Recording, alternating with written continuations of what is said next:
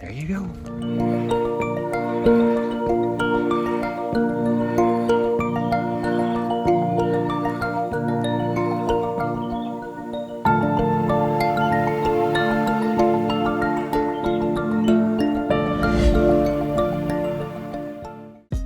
Hey, thanks for watching. If you like this video, check out these other videos from USA Today to stay up to date with all the latest news.